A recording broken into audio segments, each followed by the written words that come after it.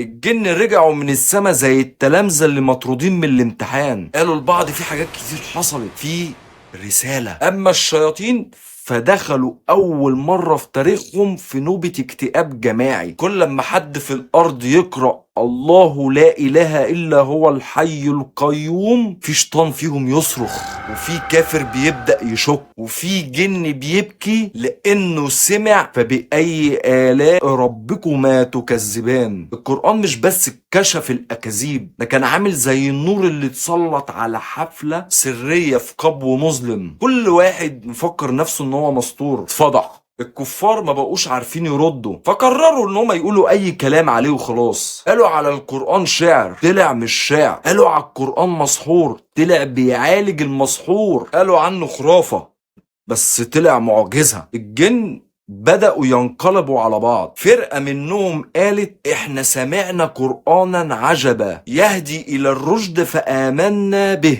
والتانيين اتشلوا. اما ابليس فكان قاعد لوحده ساكت لأول مرة من آلاف السنين، مش عارف يوسوس. كل لما يجي يهمس يلاقي واحد يقرأ آية. القرآن بقى جهاز انذار ضد الشر. كل لما حد يقرب من الحرام تلاقيه يسمع ولا تقربوا الزنا. كل لما حد يجي يمد ايده يلاقي صوت في عقله بيقوله ان ربك لبالمرصاد. من يوم ما نزل القرآن الضلمة ما بقتش مرتاحة، والنور بقى يكسب أرض واحدة واحدة. من يوم ما نزل القرآن والدنيا اتبدلت. النور بقى ليه عنوان، والحق بقى له صوت، والباطل بقى يرتجف. كل لما صفحة تتفتح